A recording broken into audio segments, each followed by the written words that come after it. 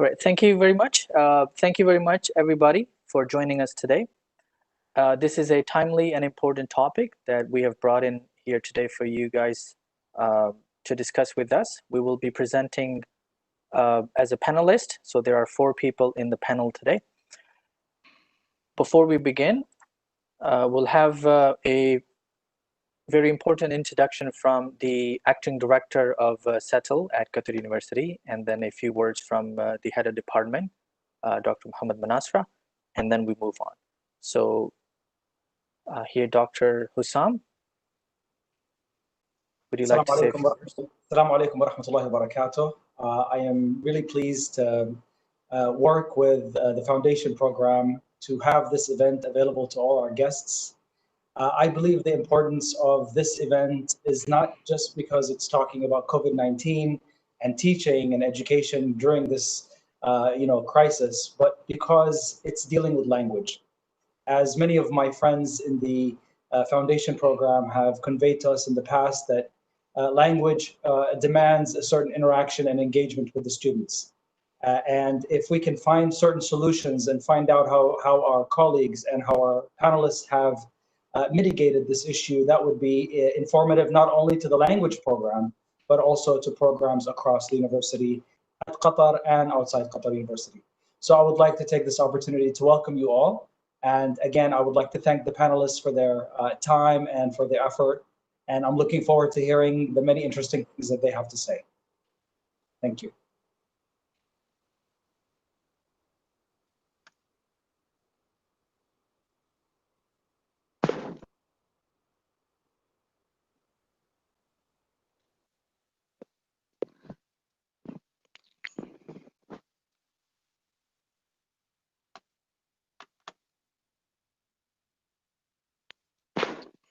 Kashif.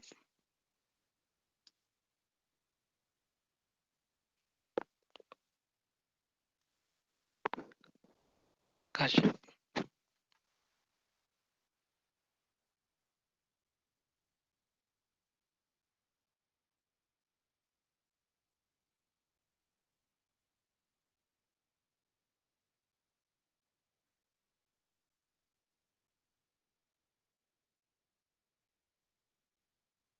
I'm not sure if I'm audible or not, but that's it.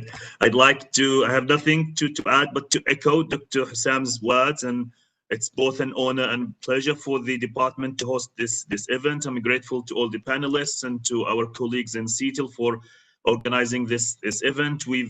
As language teachers, we found ourselves in this unexpected and unpredictable situation, and it's through these events that we share our experiences and our common solutions to address these issues. I'm looking forward to the session, and I wish all our attendees a good time as well. Thanks to all of you. I'm done, Kash.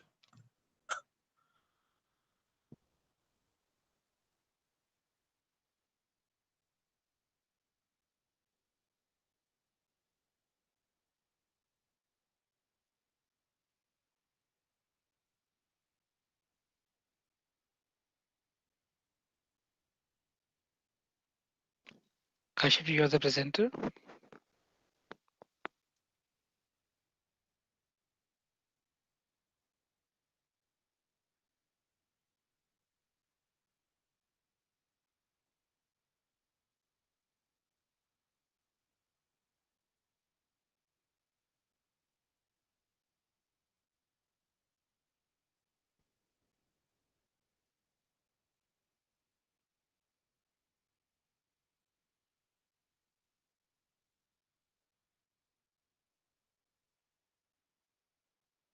Kashif, you are the presenter.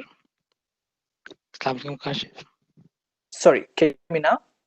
Yeah, we can hear you. Yes, please. Okay, all right. So his research interests are eclectic, but he has, he's primarily involved in educational policy, educational management, leadership, English as a medium of instruction, and CLIL. Can you share the slide? Yeah. Can they see my slides, Shuja? Not yet, please. Can you share the slide? Okay, can they see them now? Yes, please. You can see now. Okay. Display setting. Display setting. Yeah. Oops, sorry.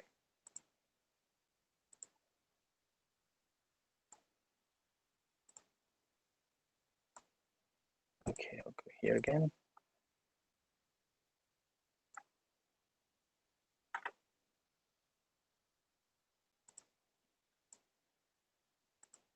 Okay, there we go.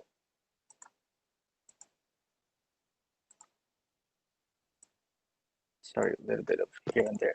Okay, so our third panelist is Dr. Delroy Reynolds. He's a teaching professor of English at Carnegie Mellon University, Qatar. He served as president of TESOL International from 2016 to 2017. And he has been a teacher and researcher of multilingual language learners for over 30 years, working primarily with learners of English. His research interests issues in language education policy, developmental patterns in additional language training, curriculum and pedagogical approaches to literacy development, teacher education and learning. Among his recent publications is a report on language policy in globalized context for the WISE, Qatar, and I have the pleasure of translating this report in Urdu, if you would like to read it in Urdu. Our last panelist is Dr. Shahid Ibrahim Hassan. He's an English language educator, researcher, and teacher development professional. He's currently a professor and course lead at Yorkville University in Canada.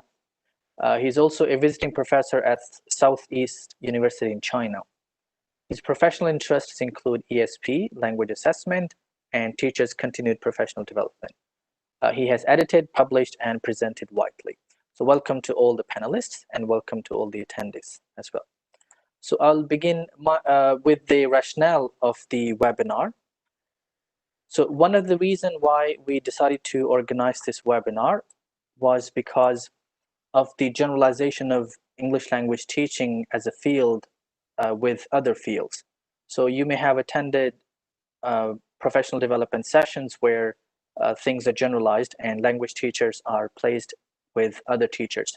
So my claim for TESOL or ELT being different comes from some of the research I have cited here. For example, Borg has written extensively about the distinctive characteristics of language teachers. Harper and Jong have discussed misconceptions in English language teaching. My upcoming paper with Dr. Christine Kroom discusses contextual teacher characteristics. And in one other paper, I discuss how leadership in language program differs from leadership in other programs. Okay. So developing on this, we believe that since the field of language teaching differs from other fields, the challenges may also be different, especially during the pandemic. And with that, the strategies we employ should or may also be different from other fields. So this is what we want to discuss.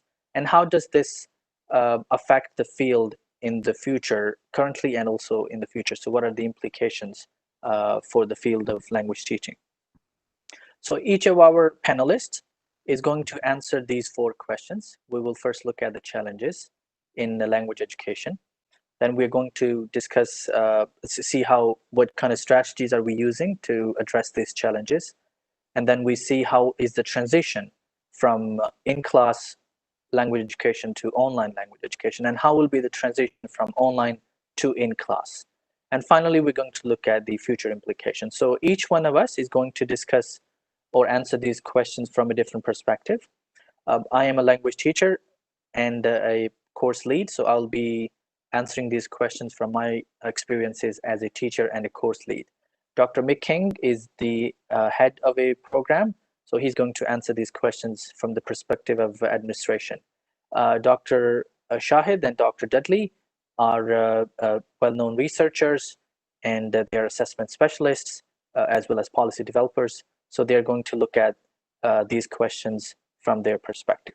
So I'll first of all, would like to say thank you to all the teachers for all the work you have done so far. There has been a lot of recognition going on for other disciplines during this pandemic. So we take this opportunity to thank all the wonderful language teachers and teachers in general out there who have been doing a great job educating students, keeping up their motivation, dealing with their family issues or their work-related issues. So a lot has been going on in our life as teachers. So we'd like to take this opportunity to thank you all for all the wonderful work you're doing. I'll begin with my part. So like I said, I'm going to answer those questions from my perspective as a language teacher, as well as a course lead. So some of the challenges we faced when we decided to go online from on campus was how are we going to cover the course content? So this was our biggest challenge. I'm sure this was a question everybody asked when we decided to go online. So the next thing, when we had decided that this is how we're going to cover the course, the next thing we had to ensure was the quality of teaching and learning throughout this process in transition and afterwards. And then managing faculty and student panics, because most of us are trained, or in my case, we were trained to teach in class using technology in class, but now we had to go completely online, relying upon technology. Our students were also trained or taught to teach in class using technology, but now we had to go completely online. So a lot of us were stressed how this is going to happen. Another concern we had was achieving the SLOs and PLOs, the student learning outcomes and the program learning outcomes, while we go online. And through the materials and resources we had available, how are we going to achieve our SLOs and PLOs, especially those related to critical thinking, collaboration, argumentation? How is that going to happen when we go completely online? And then, of course, assessments, formative and summative, especially security of the assessments, the feasibility, and the rubrics, which were designed to assess students in class. So how are we going to use those rubrics for online assessment? For example, for the presentations, one of the elements we had in our rubric was keeping an eye contact. So this was something we had to discuss. Should we minus it from the rubric, or should we come up with a different plan to assess that element? Because this is part of the speaking skills development that we believe students should develop. They should keep an eye contact when they are speaking. We had technical interruptions as well. So this was another concern, that how are students going to have continuous access to the materials we're sharing, they continuously attend classes, and how are teachers going to deal with this? Another major concern was aligning our course modifications with the program and the university guidelines.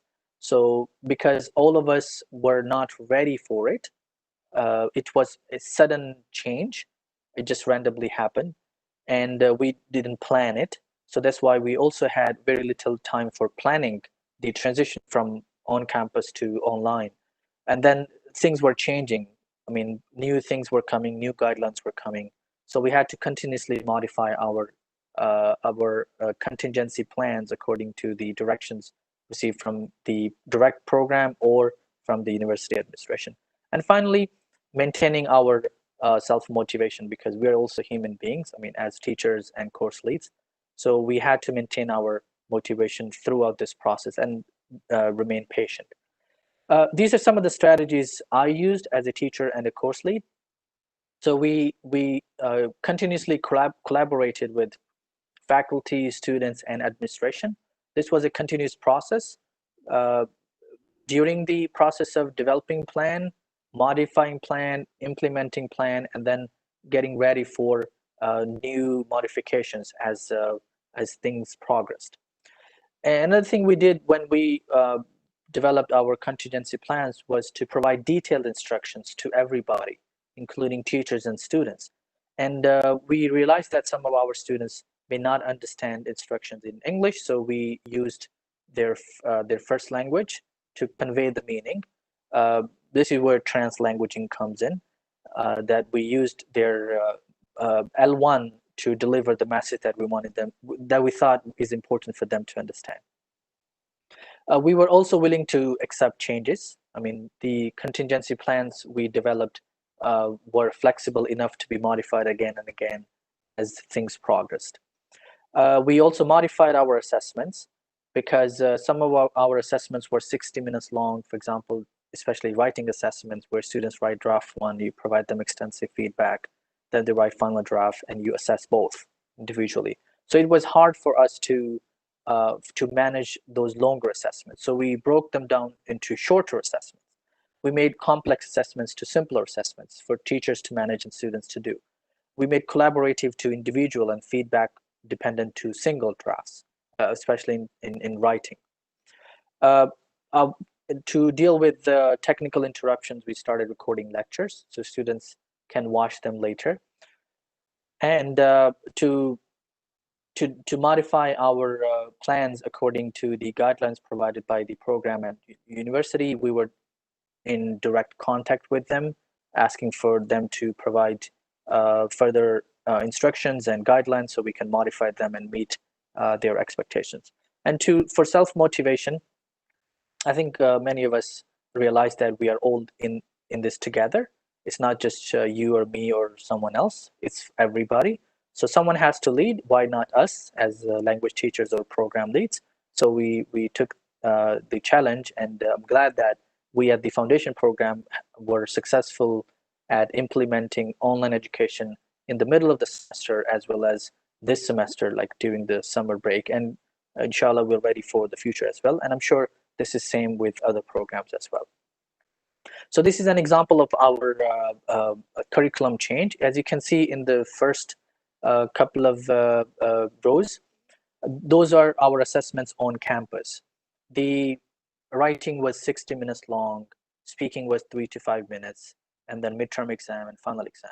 So in this course, we had 3 writings. The first writing was already done. This is in February when the pandemic started. And by end of February, we realized that we're going to go online. So we broke our second writing and third writing into smaller writings, and they turn into 4 smaller writings, each one 30 minutes. We had to modify the time afterwards, making from 30 minutes to 40 minutes. Again, this is an example of how flexible we were in changing our plans according to the needs of the hour. Same thing with listening exam. We had 1 listening exam initially, but then we changed it to 2 listening exams, and we created multiple versions for exam security and for feasibility. And we did the same thing for presentation. We had 1 presentation, and then we broke it down into 2 presentations. Here's an example of the writings. So as we changed our writings from simple writings to a little bit of from complex to simple writings, they also turn out to be integrated. Now here students were developing different skills, not just a single skill. So from single skill, they became multiple skill focused assessments. Okay, so this is an example of that. So here students were asked to do an interview with a family member. No, they would normally do it in a class, but since they are not seeing their classmates, they were seeing their friends. So we decided to do it as a homework activity where they will interview one of their family member, and then that family member will answer the questions, and they write those answers either in English and Arabic, and then they translate them. They had to present them in English in class.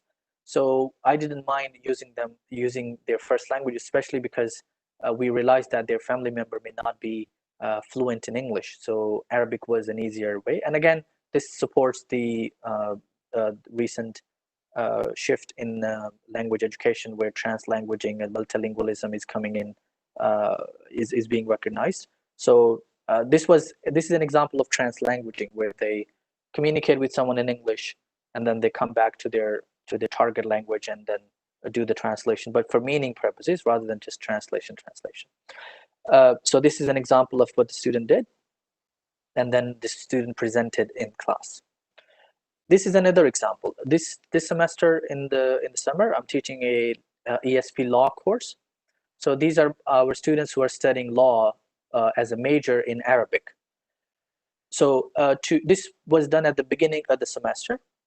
I chose 2 movies. One is related to civil law, and the other one is related to criminal law. So I have students who are interested in different types of law. So I chose 2 options for them, and they will choose the one that they like. So they watch movie individually, then they choose a partner, they pair up with that partner, and then they present the case that is in the movie in class. And they were provided this worksheet, which was already there in the course.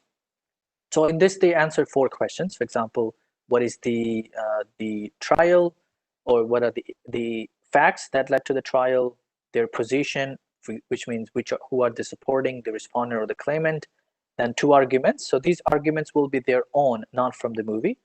And then finally they conclude like prayer for the judge. So this is, again, they may have watched the movie with Arabic subtitles or English subtitles. I didn't mind that, because the main idea was to understand the content and then present it in English. So this is where they could have used their previous knowledge of law, which they're studying in Arabic.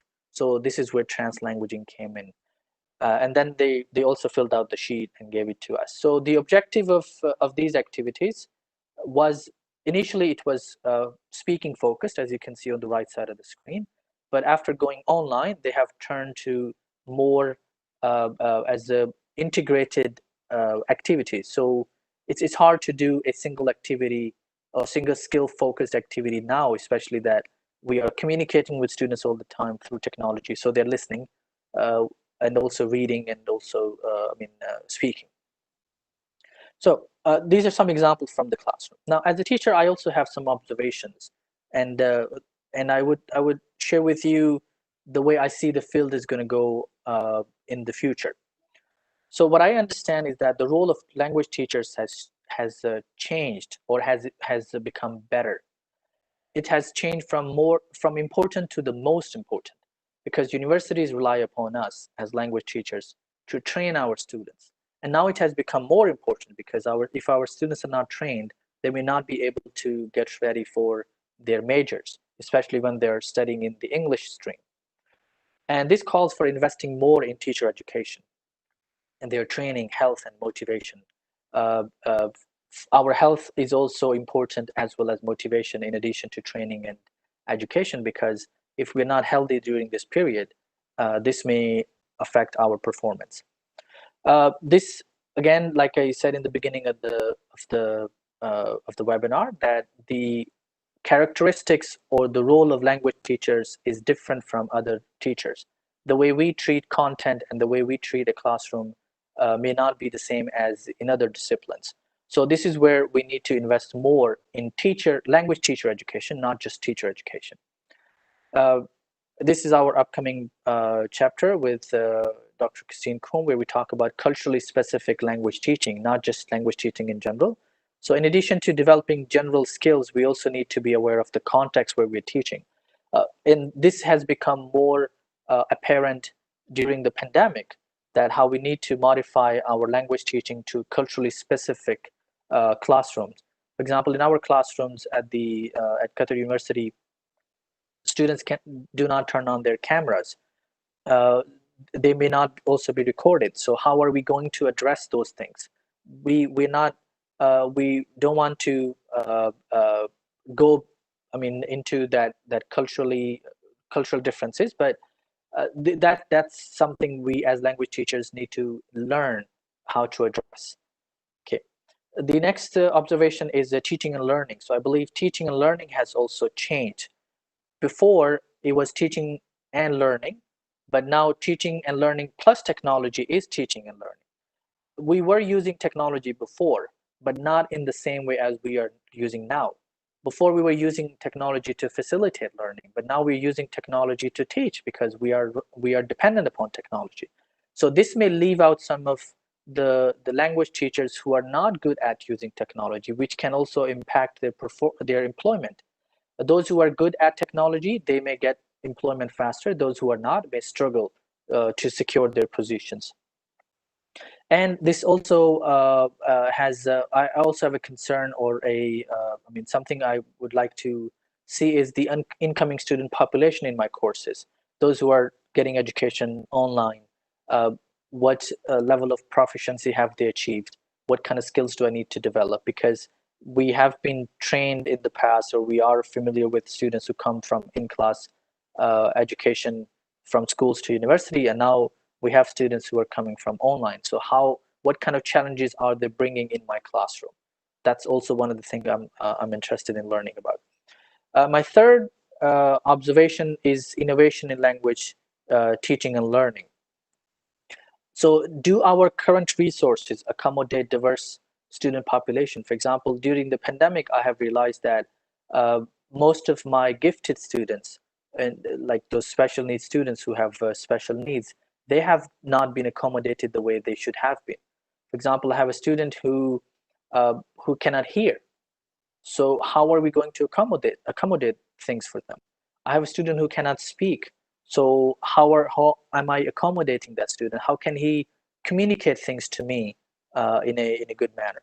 Then we also have returning students. I have a student who has 6 kids. She was here in 2002, and then she left because of marriage and family or work-related issues, and now she's back. So she's coming back with a gap of around 18 years, or maybe less than that. So how are our current resources accommodating those students, or are they not? One of the things is the socioeconomic status of students. I mean, do all students have access to good internet? Can they buy expensive electronic devices which keep them connected to our classrooms all the time? So they may be left out during this process. So we need some kind of innovation in making sure those students are also accommodated. Are teachers ready for continuously changing needs? Because we don't know when this pandemic is going to be over. We're seeing some progress, but we don't know. I mean, China and New Zealand are some examples. They were declared coronavirus free, and then we see that some cases have come back over there as well. My fourth observation is curriculum and assessment. So we are swinging between three modes of instruction: on campus, online, and blended education. But we have our SLOs and PLOs designed for on-campus education or in-class education. So one question I would like to ask myself, and other teachers may also ask this, is are our SLOs and PLOs flexible enough to adjust in all 3 modes of education? Do we need to change them? I'm sure they're not easy to change everywhere because of the process, but this is a question that we will need to address as language teachers. And our assessment tools as well are another concern. For example, I see that we are still using MCQs, true, false, and gap fill for assessment purposes, especially in listening and reading assessments. Are they reliable during this period? Will they be reliable in the future as well? So these are some questions I would like you to think about. My final observation as a language teacher is the role of textbooks and publishers. Where do they stand in all of this? Are their textbooks still relevant today and still helpful? Are we still relying upon their textbooks? Do you think we need them in the future, or do you think we don't? Okay. And finally, how are they approaching this pandemic? I have seen, some publishers organizing training programs and providing professional development opportunities, but then these are to deal with the content, deal with students. But what about the resources they have provided to us? For example, the textbooks we are using, are they flexible and flexible enough to be modified for online education? So this is a question that I would like to ask as a teacher to myself and for other teachers to think about. Okay, so I hope I'm not going over time. This is all from me. Thank you very much for listening to me. Now I'll move to our next panelist, who is Dr. Mick. So Dr. Mick. Thank you, Kashif. I'm just waiting to become presenter. Sure.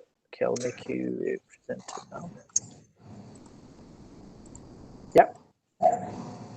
Great. Thank you very much. And thank you for your insights from the course perspective. You've made me think about some things before I even start talking. But let me first of all share my screen.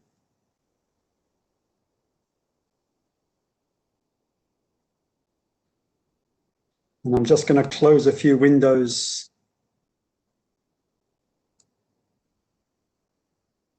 and pull them out of the way. There we go. So welcome everybody. I'm going to give you a perspective from running a language program. And as I said, Kashif gave asked some interesting questions there towards the end. And I think that these are things I should be thinking about also in my presentation. I work at the Community College of Qatar. And basically, I'm running a foundation program from which students go on to do an associate degree. And then they can go on and do a bachelor's degree, or indeed they can go to Qatar University, because we are like a sister institution of Qatar University. We teach 4 levels, taking students from SIFA A1.2 to B2.2.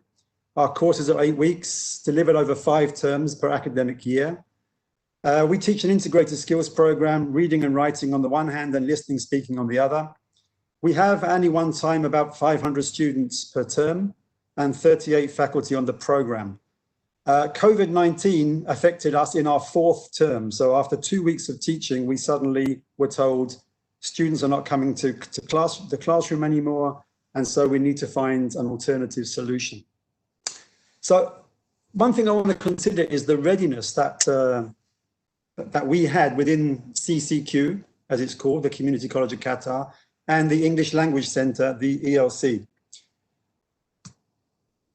We had the advantage in the previous 2 years of having extensive Blackboard training. So the learner management system that we were using, everybody was pretty competent in the basics of how to use Blackboard within a course. So that, of course, was a great advantage. We also had started on a hybrid project in the college. So I think from next year, we're going to be running a business program using a hybrid model. And therefore, a lot of faculty across the college and also within the ELC were actually participating in the hybrid program. So people were becoming quite aware of, online learning and the various methods and the theories behind it. Also in the program, we've been using ebooks for a number of years now. So both faculty and students were quite, comfortable using technology through their course book. And I think it's fair to say here in Qatar, we are living in, although we do have people who socioeconomically are less well off than others, in general terms, because certainly in the college, we are serving the Qatari community. So most people, if not all people, have access to the necessary hardware and software in order to engage in online learning effectively. And I want to give a bit of a pat on the back to our profession. I think the profession of TESOL has a culture of using educational technology a lot. We are very often the early adopters. I'm not saying that other disciplines do not do this also, but I think in general terms, we have a good reputation for using educational technology. Certainly in CCQ, the ELC is seen as one of the main users of Blackboard, the learner management system, and various other technology options are also ones which we use quite regularly. And we have had for many, many years in our department an educational technology committee who have done excellent work in training up colleagues in various areas of educational technology, on giving us links to resources, on providing lots of online materials which we can use in our classroom. Just to give you an example of our Educational Technology Committee wiki resource sites, you can see that they provide links to all of the Blackboard support that we need. They also provide us with EdTech tidbits, like a little sort of bulletin every week or every month or so, giving us tips and advice. And we have various remote learning resources and also other online resources. We also have a help center to help us with the Office 365 suites, Blackboard, Q Skills, which is our book, our schoolhouse test software, Kahoot, and so on and so forth. So I feel that as a department, we were quite ready for what was coming very suddenly around the corner. But of course, there are challenges. It's not all rosy. First of all, our faculty had a different level of preparedness. So some people were very, very comfortable with technology. Some people had been avoiding it, doing as little as they possibly could because they didn't want to engage in it as much as others. And then suddenly they were faced with a situation where they had to. We were also very worried about the preparedness of our students. When our students come, generally speaking, although they're very good on their own social media platforms, in the area of academic IT literacy, they tend to need to learn quite a lot. You know, even just sending emails is something which they're not necessarily used to. So we were a little bit concerned that the students would not be able to adapt. And of course, virtual meeting software, for us, this was something we did when we talked to our families using Skype or Zoom. We never thought of using it for educational purposes. So suddenly we had to take a new software and find out the best way to use it. And of course, engagement in online learning was a concern. You know, we were no longer in the classroom. How are we actually going to engage our students and let them engage with us through through a virtual communication? Finally, of course, assessment security, the big issue, I think, in what we are all doing at the moment. How do we ensure that assessment is secure, that there is no academic dishonesty, and so on and so forth? So there were many challenges.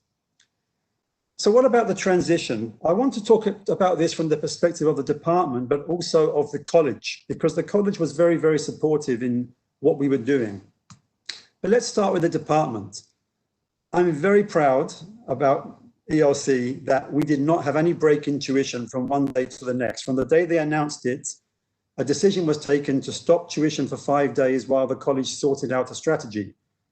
I said for ELC, I don't think we need to take a break. I think the team have enough capacity and enough background to continue teaching. So although not everybody would have been happy with that decision, that's what we did. And I'm still very proud of the fact that we did it. And again, I doff my cap to the team for doing it without any break in tuition. We have over the period provided like online bulletins on available webinars and other resources. Our PD committee and our EdTech committee have done this. And from an assessment perspective, we decided to go down the route of a portfolio. This, I think, was very, very suitable for the situation. Generally speaking, in the past, our courses were always about 60% summative, high stakes, midterms and finals. You can envisage a situation in a big hall, tables, chairs, students sitting alone with a paper doing an exam. Suddenly we had a chance to do something different. And one thing which is really important for me is that we could bring in the element of reflection into assessment more overtly. And I think this is very, very suitable for language education. So for example, in some of our quizzes that we had, these were all diagnostic. So we said to the students, do the quiz, no point in cheating because there's no mark for it. Do the quiz and then look at your result, and then using the template which we gave them, a kind of an action plan template, they would then reflect on their performance and why they performed that way and how they would perform better the next time or maintain their level and so on and so forth. Now, the college initially had a number of head of department level strategy meetings to try to work out what they were going to do with this sudden situation. And I really want to, extend my thanks to the college for not going down the route of one size fits all strategy. They basically said that as discipline experts, each department should be able to determine what is the best way to assess and to teach students going forward. So there was a lot of flexibility, and that was one possibility for us introducing the portfolio, for example. At the end of term 4, so we had about 2 weeks of in-class teaching and 6 weeks online, the hybrid committee of the college designed a couple of new initiatives. One was the master courses, which are basically online course folders so that people can put in their work for other teachers to use, so we could help each other. And also the virtual academy. Now, the virtual academy was created by the hybrid committee, and they created the parameters for what it should be. But what went into that academy was a co-creation from all of the faculty and indeed the IT department, the teaching and learning IT department, to provide faculty with opportunities for professional development, specifically in the area of online learning. We didn't know how it would go, to be honest. It was a bit of a risk to see what would happen. And but ultimately, I think it was a very, very positive initiative. And it's very organic. It's something which will not stop. So we plan to continue this going forward.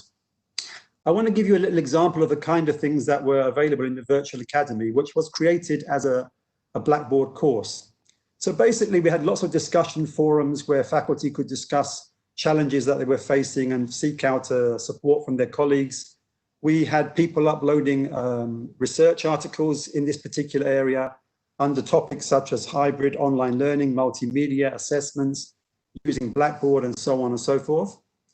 We then had areas for each of the divisions and also the English Language Centre where people could upload useful materials, but also create modules. So they could create a module for other faculty to follow to learn something new in order to make their experience in online learning a better one and allow them to upskill. And finally, we had something called the Live Virtual Hub, which I'll talk about in a minute.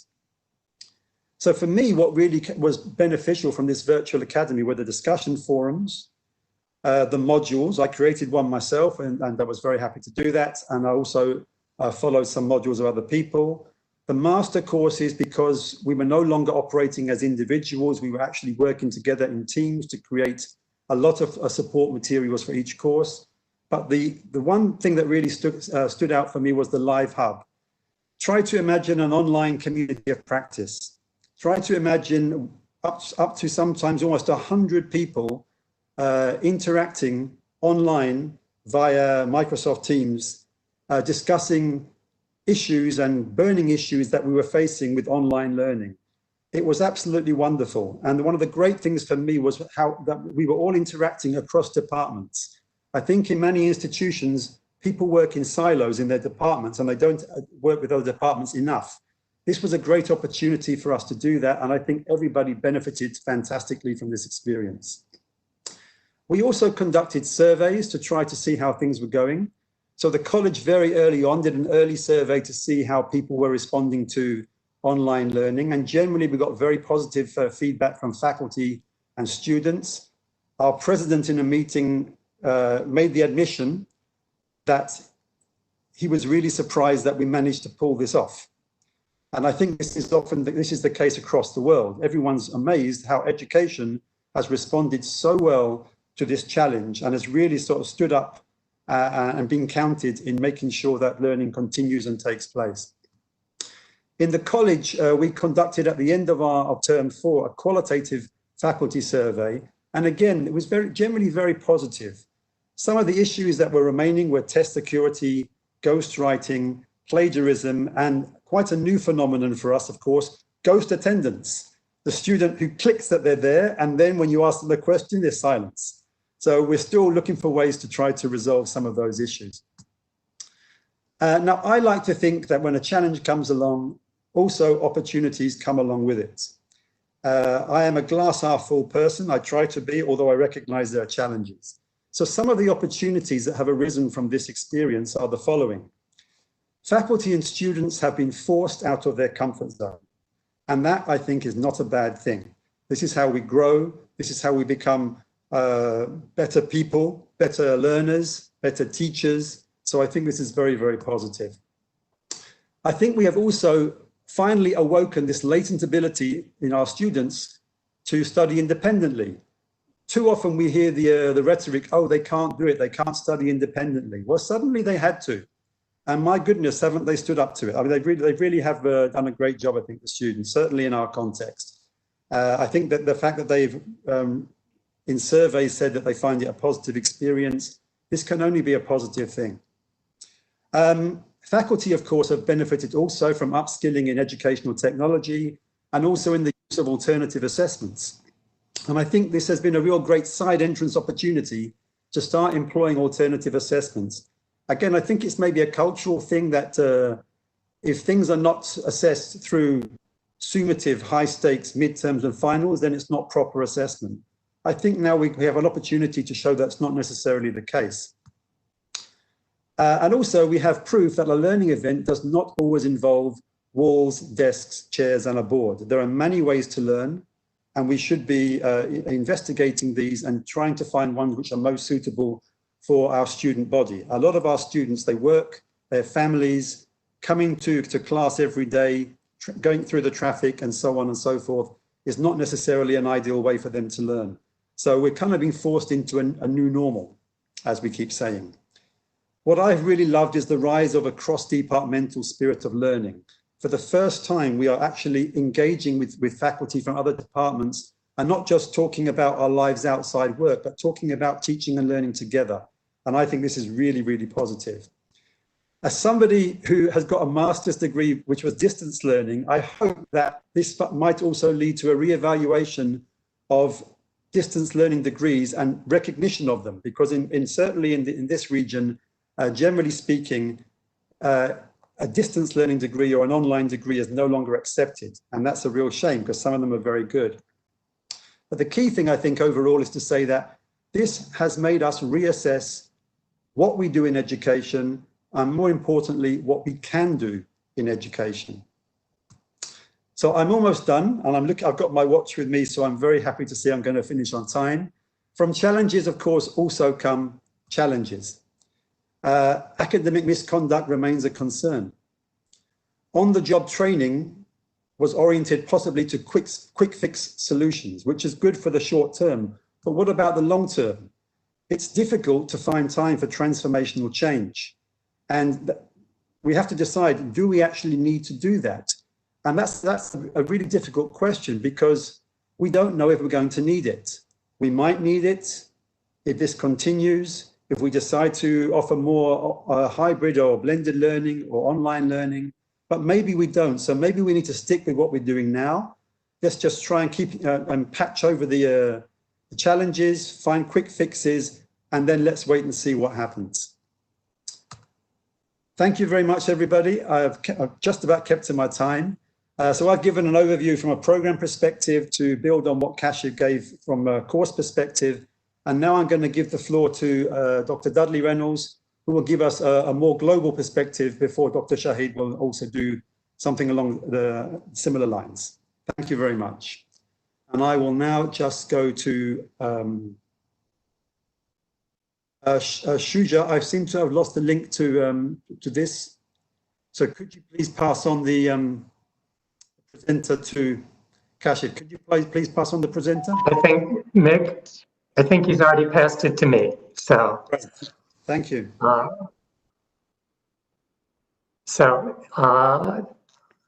This is Dudley Reynolds. Let me get my slides up here. Hopefully.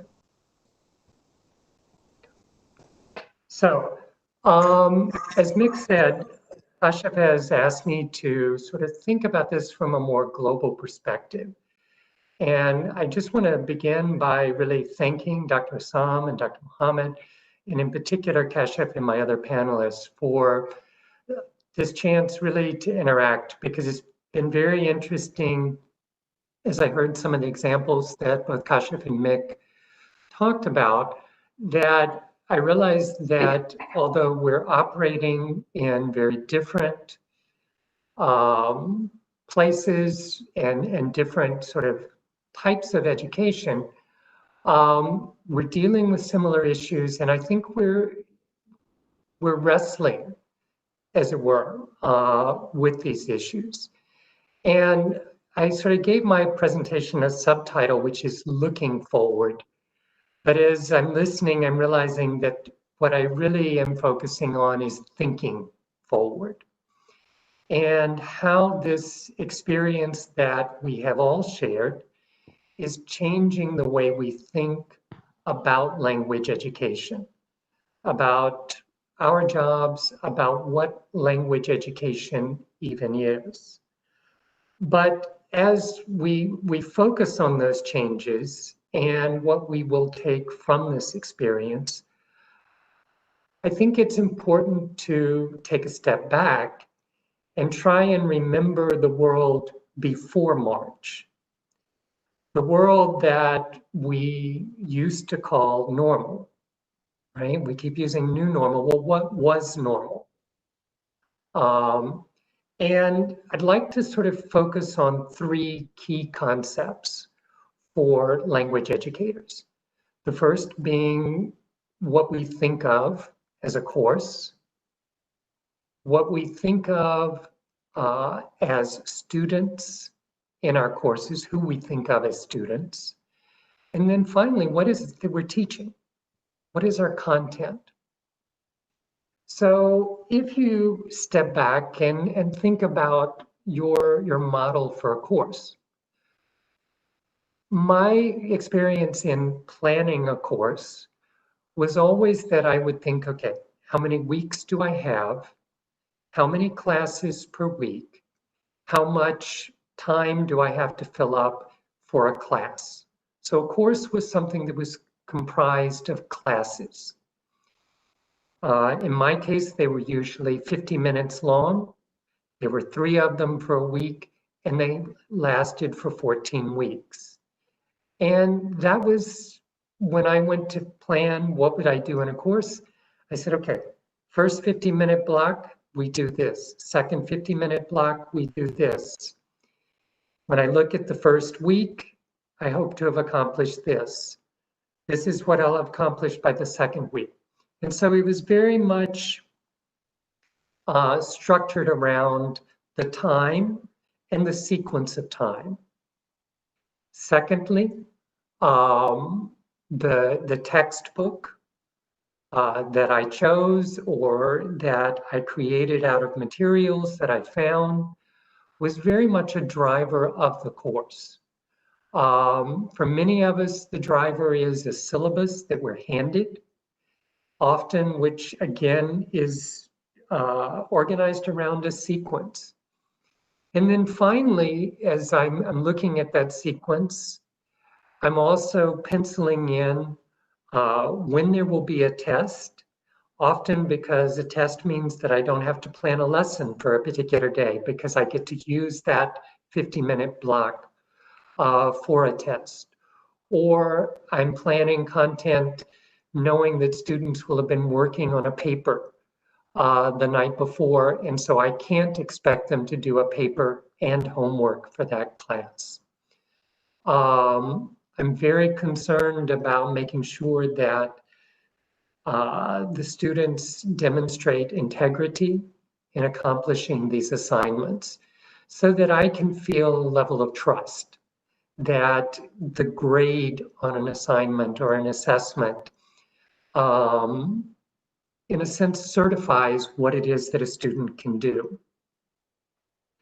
When I moved to thinking about who my students are, I primarily conceived of them as language learners. I went back to the research that I had learned as a graduate student that described second language acquisition, described characteristics of language learners, challenges they face. I also thought of my students primarily in terms of demographics and how those demographics might influence their language development. I thought of them in terms of nationalities, how, and in the case of Qatar, often how nationality influences who they interact best with, who they interact least well with. I thought about them as speakers of particular languages and how that might impact. And also, again, in particular in the case of Qatar, in terms of whether their gender. What does that mean about interaction, about group work, about participation in the classroom? Finally, content for a language class is pretty simple. It's language, right? It is structures, it is knowledge of the language, and it is knowledge that we think about how fluently students use it, how accurately they use it, and also hopefully how complex they may use the languages that they can use. This was language education for me in the world that was. But then mid-March hit, right? And very much overnight, all of a sudden, what we were talking about as a course was no longer a series of classes. We began using words like experiences, opportunities, instead of class. Why? Because we weren't actually meeting always on a regular basis. In fact, we were talking about, essentially two types of experiences which were synchronous or live, and experiences which were asynchronous. As Kashif mentioned, we were frequently encouraged to focus on what was essential, core objectives. I heard that multiple times from administrators within Carnegie Mellon. You can't do everything that you had originally planned to, so focus on what's core. What is it absolutely essential for your class? Similarly, these big assessments and high stakes exams, we're now being encouraged to convert them into multiple low stakes assessments. We saw that example with Kashif's writing projects being broken into multiple stages. I also had to really come face to face with, wait a minute, my students are much more than a language learner. They are not simply someone who is following a developmental sequence that is been researched and prescribed, as it were, by second language development research. They were human beings. They were students who were worried about turning on cameras because they didn't want me to see their home or realize how many siblings they had. They were also competing for internet space. They were students who in some cases were very anxious because of the COVID, or who had particular medical needs. And most importantly, they were individuals. Every student had a different story to tell. They had a different set of needs. They weren't something that's people who followed a prescribed path, if you will. And then finally, as I began to think about what language is, I think that the experience of having to teach via technology, whether it's synchronously or asynchronously, has really made much more apparent how every time we use language, it is mediated. It is mediated by the internet. It's mediated by being fixed on a page. It's mediated by whether it's synchronous or asynchronous. And that range of mediators that go along with language have a huge impact on the effectiveness of communication. There's something that we have to accommodate for. And all of this experience, and this is something that just hit us in the face, it has to change how we think about what it is that we do. And so as we look to the future, the world that will be, I hope that this experience will not go to waste. And in fact, we will have learned valuable lessons. I hope that going forward, we will think about a course much more as a dynamic system. It's not simply a sequence of do this, then this, then this. It's not a program to follow. More importantly, it is something that as educators, we design. And teachers have to be integral as part of that design process. I think any of you administrators who are listening, if you think going forward, you're going to be able to hand teachers a syllabus that says do this, then this, then this, then give this test, I think you are setting yourself and your program up for failure. You've got to empower your teachers. You've got to think about how you're going to do that. I think that all of us also need to begin accepting, and I know this is controversial to say it, but the futility of believing that our assessments certify something. We've been really faced with academic integrity issues. We've been trying to figure out, well, how can I make sure that a student is actually the one providing these answers? The truth is we can't, especially if you're doing something like assigning papers to write. We will never be certain. And maybe we need to let go of that responsibility and focus much more on how assessments should be contributing to the learning process, on the feedback side of assessment. That means also freeing up some of the responsibility that we put on our shoulders as teachers and putting more of the responsibility on the students. Mick just referenced this in his closing as well. We have to begin even telling students that what you get out of the course is as much your responsibility as it is mine. We have to give students more choices about how they go through content. We also have to begin thinking about our students as people with needs, and we have to humanize the classroom and our interactions. Finally, as we think about what we're teaching, I think we're going to have to move away much more from the notion of our content as some sort of set of knowledge, set of skills, whatever.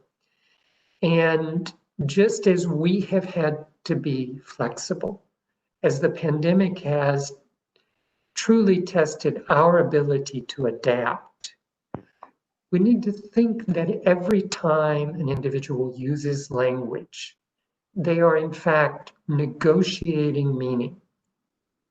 And we need to really build in those opportunities to negotiate, the opportunities to go back and forth between languages that we saw in Kashif's examples. We need to realize that what each student needs is something that is individual.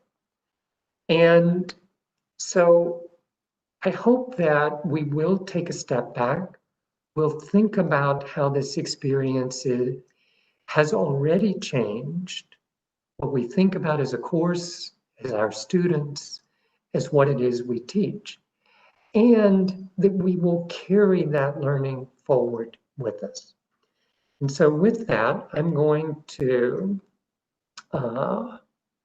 hopefully stop sharing my content for a second and pass the presenter on to Professor Shahid from York University, if I can find him in the list. There he is. Thank you. And I'll turn it over to you now, Shahid.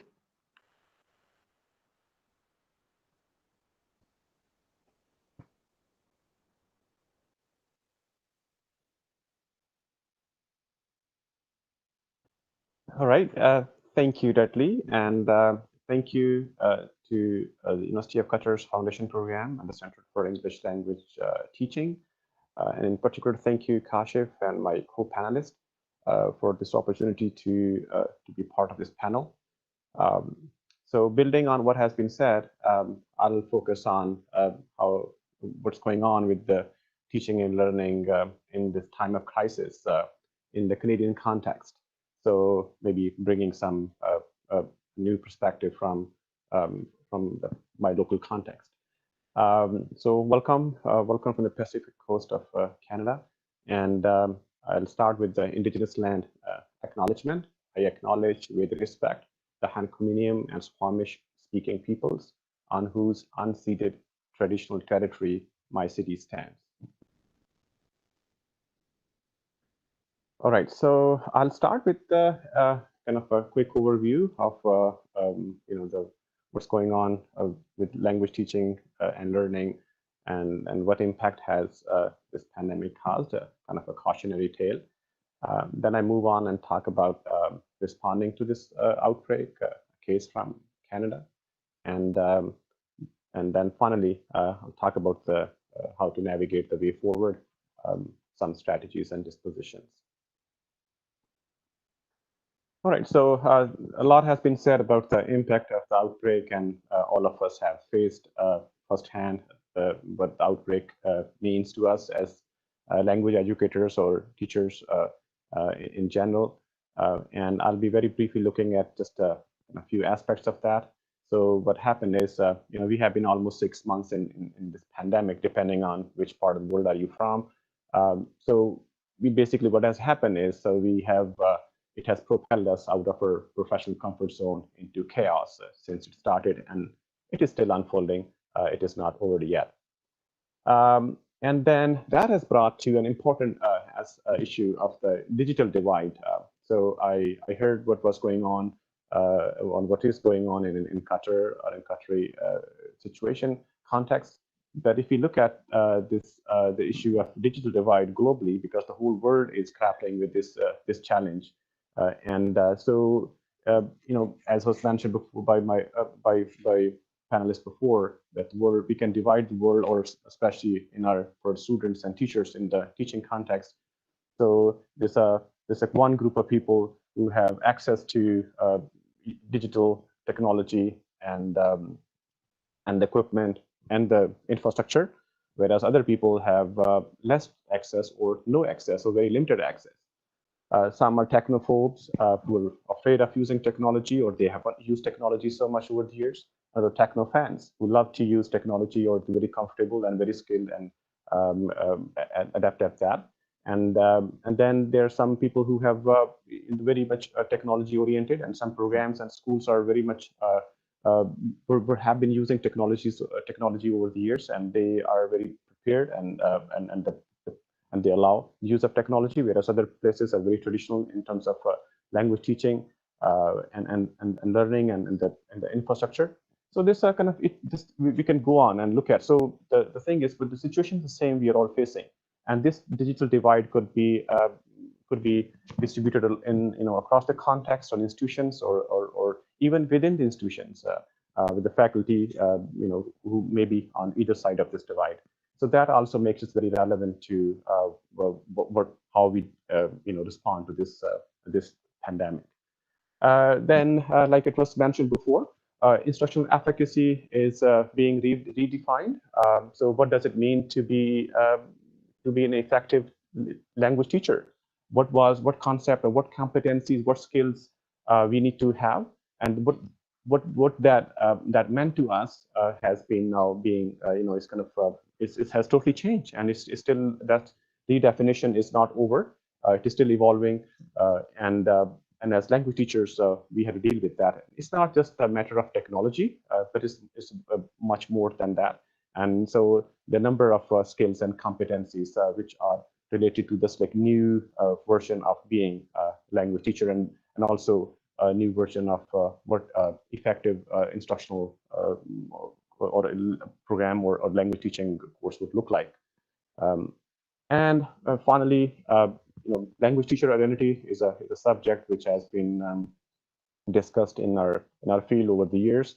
It is relatively a new concept, so that we all have our identity as language teachers, and now what does that identity has been challenged. And as we know about the identity in general, that identity is a site of struggle. Identity is changing, and it changes across time and space. So with this situation which we are in, that has also challenged our language teacher identity at many levels, and it's very complex. So here's just an anecdotal illustration of this, the changing identity. And excuse me. So there is this number of illustrations or comical representation of what's going on. But I thought that is that's kind of one way of looking at how the identity has changed and is changing, and applied to language teachers. So now I'll share with you an example of my own university, which is called Yorkville University. Yorkville University is the largest private Canadian university. So we don't get any public funds or any funds from the government. So we have to totally depend on our own resources to survive. This university has coast-to-coast presence. We have campuses across the country in 3 provinces, basically. And the university offers practitioner-oriented post-secondary programs at diploma level, undergraduate, and graduate level, and in number of areas, wide range of disciplines, including psychology, for example, or education, or business, or interior design, and movie making, and acting, and so forth. So what happened was, when this pandemic hit here, and the campuses were closed, and that was around March here, and we were in the last week of our semester, and we quickly transitioned from on-site or face-to-face teaching to online, but that was just the end of the semester. So just want to give you a little context to our university as well. Our university is one of the leading institutions in Canada which offers online programs. So Yorkville University has been offering online programs for longer than a decade. So we already had a very robust infrastructure for online teaching. So we had a number of programs. Some were offered online, some were hybrid, and some were most of were on-site or in-class kind of programs. So that transition was relatively easier because we had that infrastructure and the system, and secondly, we were also using technology quite a bit even in our face-to-face teaching. For example, we had our learning management system, Moodle, that we were using even in our face-to-face classes. All students' assignment submission and discussions used to happen there. So that was already there. Students were familiar, and instructors were familiar with that as well. So how did we respond to that? This situation when this happened. So we had 3 distinct groups of students. One, international students who were already in Canada, and they were different stage of their programs, who were here already. The second was local Canadian students who were scattered across the country. And the third group was new international students who were about to come. They were about like a week or 2 weeks to their arrival here in Canada. And they were in many countries in Asia and Africa.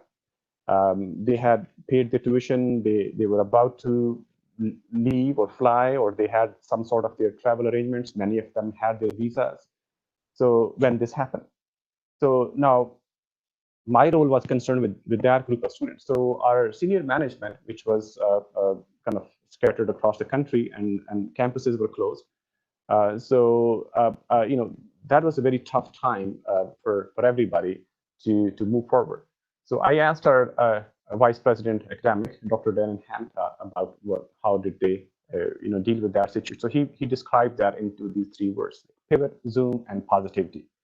So pivot is because there was no clear information. So information was regarding the pandemic, border closure, what was going on with and again, it's not only in Canada, but also because we were dealing with students from many countries. So every country has its own context. So that there was different information coming from different sources, and then our senior management was dealing with that on a daily basis, very extensively and very organically. They worked together as a team, and then after extensive experience and consultation, deliberations, and as mentioned, with the pivoting and then finding the way forward, and then using Zoom as a technology and being positive. So they were able to come across for those students who were stranded in many countries, or they couldn't come to Canada. So we came up with the program called Global Undergraduate Program. So of course, the curriculum we had was not meant to be delivered online, and especially when students are outside Canada. So we have to kind of, but we did have the infrastructure, but we have to work on the courses. So we offered, we prepared for the first semester in which 3 courses were offered, and including 1 course on English for academic purposes and cross-cultural communication. So curriculum was revised and developed, and that was a very successful effort, team effort, and then we also have to comply with the federal regulations regarding the students' time at the university, because their presence at the university is tied to their work permit and their future permit that they get after graduation. So kind of that was there were a number of issues, and our management was dealing with the government and complying with all the regulations of the government, as well as the regulating bodies and accreditation agencies. And then reaching out those students, and those students, as I mentioned, were in many countries, so they have their own situation. So not necessarily everybody has access to technology, or their access to technology, and they have and their local their personal circumstances. There was huge variation with reference to that. And based considering that and running, designing a program and implementing, that was a huge success. And we were able to deliver. And so now we have completed the semester. Almost is the first semester of that global undergraduate program is over. We have seen I'm one of the course leads, and we're looking at the evaluations we received from students and the feedback from the instructors regarding the curriculum and the overall experience, which I can say that overall it was very, very positive, in spite of some challenges along the way. And now we are realigning. So we got this week, and then we are offering this program again. So we are able to sustain it, and it will continue. Because this pandemic situation is unclear, we are not sure what will happen and when it will be over. So for sure in Canada, all university and school campuses are closed until September. It is very likely from September all the way to January, there'll be campuses will remain closed. But again, it's all very uncertain. But with this global undergraduate program is a program that can facilitate those students who are affected by the border closure and pandemic.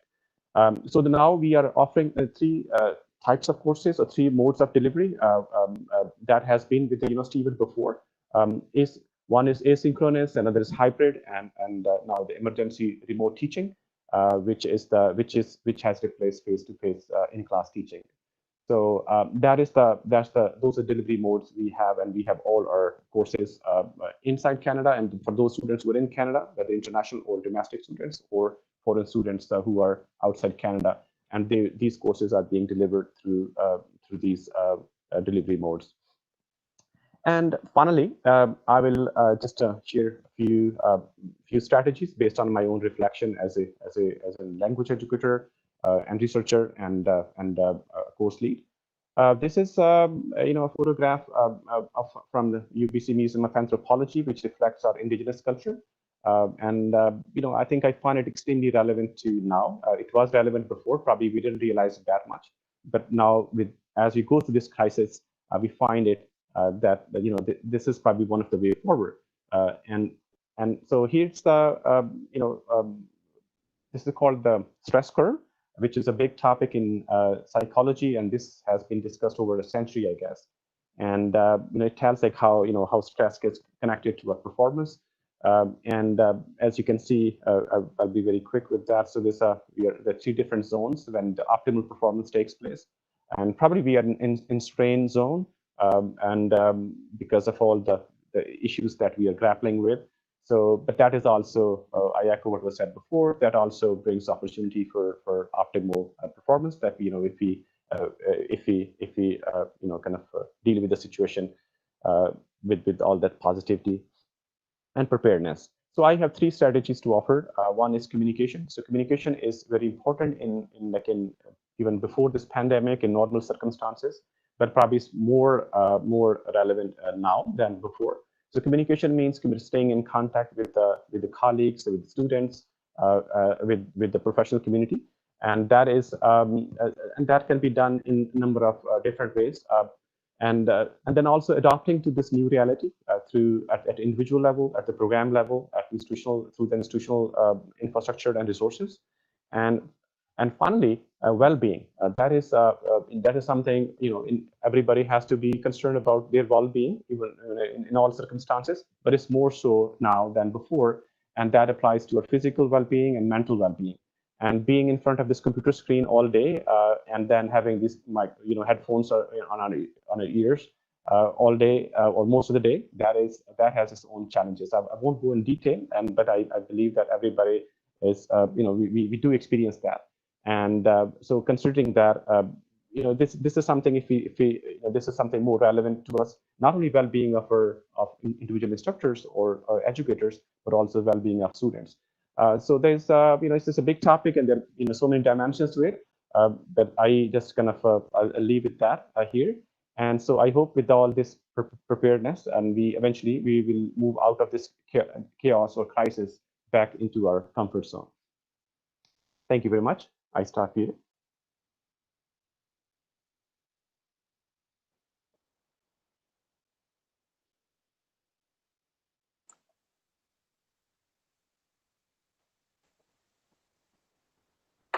Okay.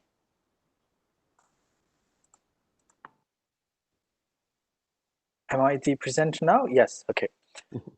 All right. So thank you very much to all the panelists, and thank you for the attendees as well. We have people from across the world, regional attendees, and people from Canada and some other parts of the world who are attending. Thank you very much. So we'll now turn to some of the questions that you have already asked in the chat box. So one of the question is from Gracia. I hope I'm pronouncing your name correctly. This I'll direct to Mick, because this is related to portfolios, the writing portfolios. So she would like to ask if you can give any particular guidelines or specifics how those portfolios would be designed. Oh, well, that's a tricky question, I think, because it really is based on context. It's based on what you are teaching and what modes of delivery you have for teaching, and how much technology the students have. What we did, to be honest, was very much a short-term decision. We had to make a decision on how to create a portfolio. And so we tried to make sure that we created something which met the needs of the college and the requirements of the college, while introducing some new aspects and also trying to address some of the issues that we might have faced with academic dishonesty. We were lucky enough to already have a speaking portfolio within our system before COVID-19, in which students would upload recordings to prompts to Blackboard. And of course, the writing portfolio kind of continued as it was, because we already had writing assignments for students to do. The main challenge that we had was in the receptive skills, and that is in listening and reading. And to be honest with you, I don't think we're quite there yet. What we did was we went down the route of diagnostic tests, leading to, we call them action plans rather than reflections. And because of our students' level of English, we tried to make it very structured and very easy to do. So they describe basically what their strategy was before preparing for the quiz, how much they studied, how they felt about their outcome, what they would try and do to improve it next time. So trying to use like a reflective cycle like COLP or something like this. And that's where we gave them the points. What I would say, Gracia, is that, if you do a portfolio, just make sure that you have reflection in it, because it's one of the key moments where you can actually put a lot of reflection into assessment. And of course, a student will only learn if they think about learning. So they need to think about how they approach their approach to learning, whether it's successful or not, and they need to come up with a different strategy if things need to get better. So that's really, really important. Outside that, I think it's very context dependent. So that's my advice. Just put reflection in there, and students should benefit. Thank you very much. Yeah, that the reflection is an important component. I mean, especially if you make reflection as a speaking activity, so they realize that even if they are writing it down, they're using multiple resources, they still need to understand it and then come forward and present it. So they will still take responsibility or some motivation in doing the task, because at the end they have to talk about it in front of other classmates. Okay, one question is about the disaster needs assessment. If this has been done at Qatar University, like post-disaster needs assessment. I think an answer to this would be that the disaster is not over yet. So there is still time to do that a needs assessment. I'm sure our university and other universities will do it and will reflect upon it. We're doing a disaster needs assessment every day. That's how we are staying flexible and relevant as language teachers, as program administrators, as researchers. So I think it's a continuous process. And once this is over, I'm sure universities and teachers will sit down and they will try to think about it and see where we're going. Next question is from Leo. So I'll direct it to Deadly and Shahid. How do you ensure validity, reliability, and fairness, especially in online assessments? That's where we have very little control. So as assessment specialists, how would you answer that question? I think the short answer is you need to accept that you can't ensure it. There are lots, their technology means out there everything from videoing, requiring a video of students taking tests. But I think, but that's where my point is that we've got to get away from just seeing tests as primarily a way in which we certify what a student can do, and begin to think of them as opportunities that push students to realize what it is they need to do when they use language. A well-designed assessment should truly test a student's abilities. It should push them. And then say, okay, this is my feedback on how you did on that. And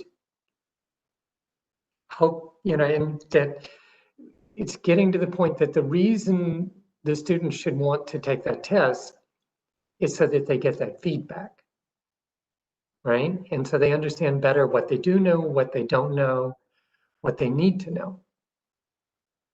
I don't know what Shahid might add to that. Sure. Okay, so first of all, this online assessment is not anything new. Online assessment has been going on over, I say at least, I know of it's at least 15 years. When I was a graduate student and I took a postgraduate course on computer-assisted language learning. So that's and then there's a lot of research which has been done on the validity issue of online assessment. Even the major standardized tests like TOEFL, for example, they transitioned to online testing long ago. So there are ways. I mean, it's just like there's no one recipe or like one size fits all kind of approach to how to. So again, there is a test.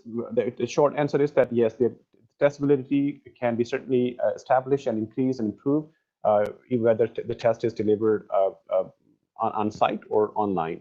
So that depends on, of course, with the standard procedure for developing of the test or assessment and the kind of the resources institutions have in terms of whether development of the test and then also implementation of the test. So I think I'll conclude with that there's quite a bit of research on this area, and certainly if we need more and we can benefit from those, and your institution can benefit from that research as well. Thank you very much to both of you. One question I'll direct it to you, Deadly. This is about the global community. How can the global community respond to the education or education-related issues and needs worldwide? So what are our expectations from them during this pandemic and after this is over? Well, I think one of the things that we all have to do is to really think about policy decisions that are being made both in our local contexts and globally. I recently heard former British Prime Minister Gordon Brown say that over the next 18 months, the estimate is that something, I'm going to get the statistic wrong, but I think it was between something like a huge amount of money is going to be cut from education budgets worldwide because the governments are squeezed. They're getting less income. They're having higher needs in terms of paying for health costs. etc. And that is something that we all have to be concerned about, because ultimately education is what is going to alleviate many of the problems that this pandemic has both caused and brought to light, right? And I'm working on an op-ed right now for Qatar Foundation, in which I point out that, you know, we are so divided as societies, and language is one of the ways that we are divided, and that we use to divide ourselves. And yet those divisions are why there are racial groups that have much higher incidences of the virus. They are why people who live away from rural or urban centers have a much higher death rate, because they don't have access to quality health care. And education ultimately is going to be the solution to that. And I think that this is a time when, as educators, we cannot be silent. We have to speak up on the positive change that education brings for a society. It's about making a society better, not just replicating what is. And we can't just retreat or isolate at this point. Thank you. We're going over time, so we'll take a couple of more questions and then we wind it up. One question is related to academic integrity. That how are we going to deal with academic integrity? I can add a brief answer and then I'll ask other panelists to add to that. I think at this time, like if you see at the beginning, I said we are all in this together. So if someone is not being honest, they have to pay for it at one point or the other. So if a student is not learning during this process, when they have the chance to be independent and autonomous and take responsibility of their learning, they will at one point realize that they missed this opportunity. This is also a chance for teachers to learn and see how the kind of fluctuation in field, where we jump from on campus to online. And if you are not adjusting in this, then you may be left out of the loop.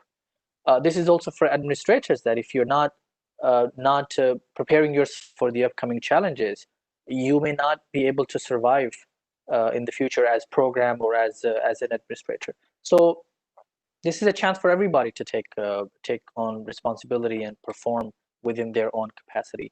Would you like to add something, Mick? I'll go with you. Yeah, I mean, I agree with you completely. I think that, and Dudley was talking earlier about students taking on responsibility for their learning, and I think that's really important. If we set up education in such a way that we're seeing like a police division who's focusing time on trying to see if we can catch people cheating, that's not the way to go. And I think you just need to. I'm sure in every institution, when you have these exam weeks and you see the amount of manpower and energy that goes into organizing these things over 2 weeks, all the preparation, I mean, could we not find a more practical way to assess people which doesn't involve so much administration?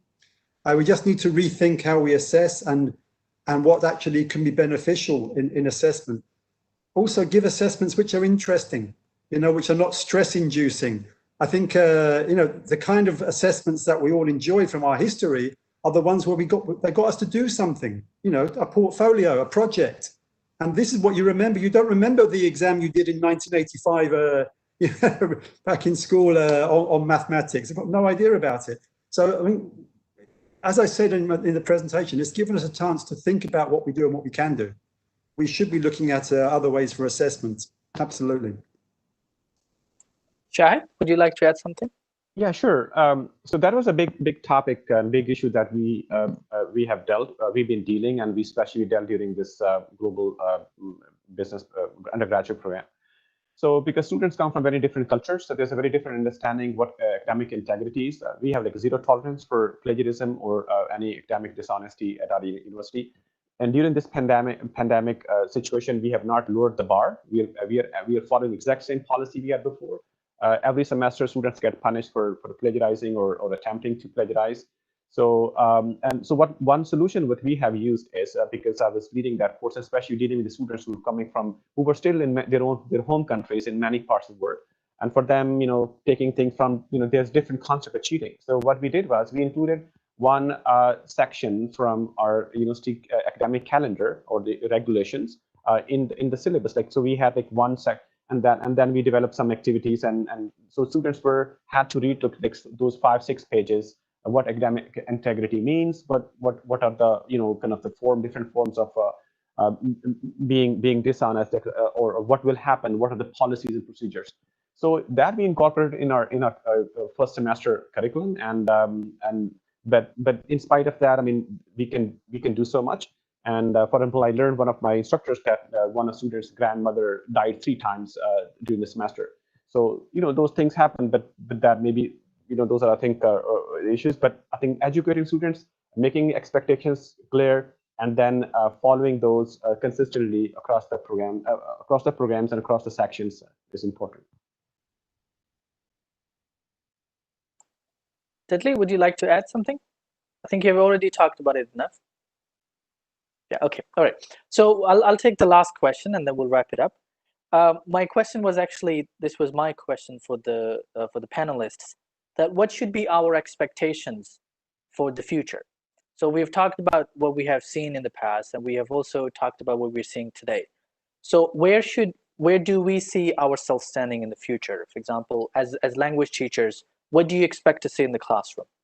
And as program administrators, as researchers, where do you see the field going? For example, as a teacher, I can quickly answer this question, is that I think we need to be realistic about what we are going to see in the future in terms of students' skills and their abilities.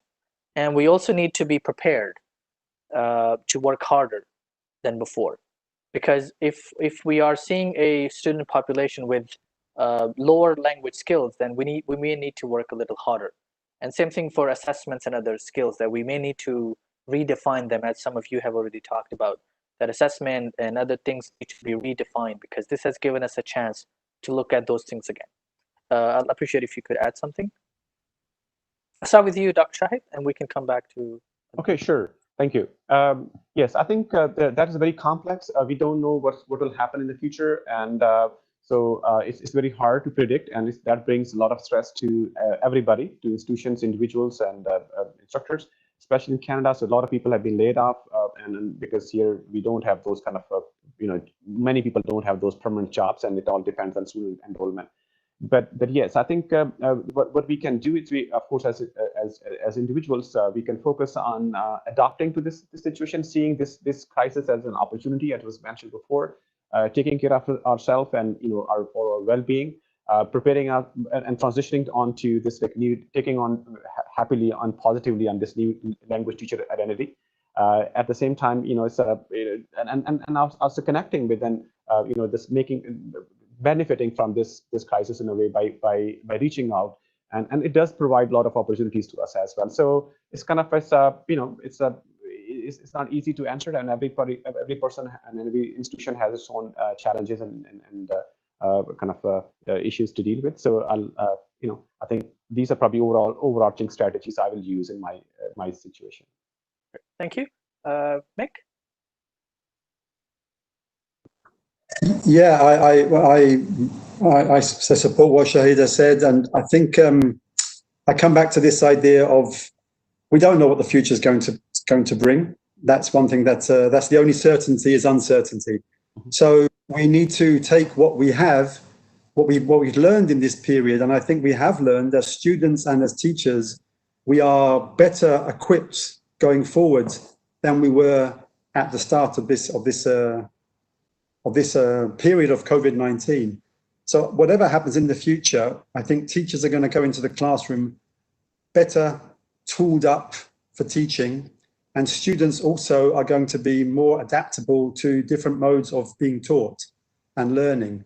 So that's something which I think hopefully we can build on in the future. I think it's given us a chance to consider other options. That's also very important. If we try to challenge the status quo on our own as human beings, people won't listen to us.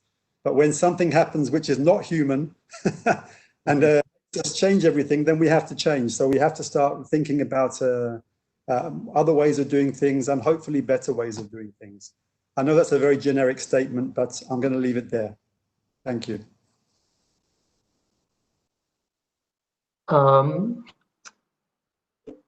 To echo, I mean, the phrase that needs to be echoed is the only thing that we know about the future is that we don't know it. It is uncertain. What do you do when that's reality? The first is that it's all the more important to know what your values are as an educator, right? Because it means you're going to be making, whatever your job is, you're going to be making a lot of decisions. You are not going to continue doing what you've always done. So you're going to be designing. You're going to be inventing. And that process needs something to guide it. It needs your professional knowledge. It needs you to think and extract and have models, etc. But it also needs a sense of what's important. Our students are important. Our communities are important, right? We've seen a lot of pain, and we will continue to see a lot of pain. How can we use our classrooms to respond to that, to address that? How can we not, communicate the message that no learner should be left out of this process and this education? How can we get our students and our learners to be more invested in the process?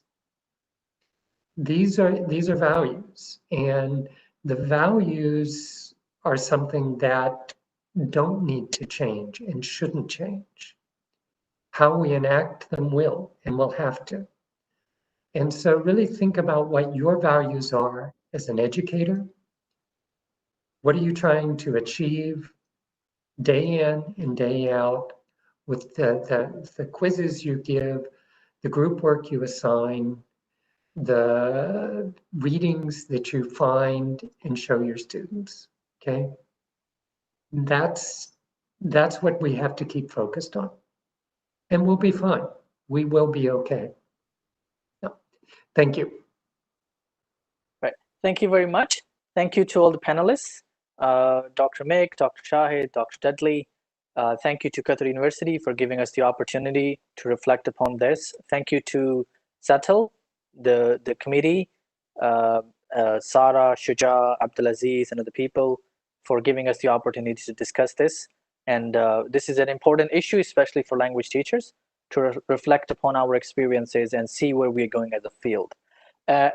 Just as an ending note, I would also like to take this opportunity to thank all the language teachers out there who have been working hard throughout this process, administrators, researchers, parents, students. All of us are in this together. And like Dr. Dudley said, we are, hopefully we will be okay if we stay passionate, if we stay realistic, and if we stay motivated. Thank you very much for joining us today. We appreciate it, and we wish you good luck with the upcoming days.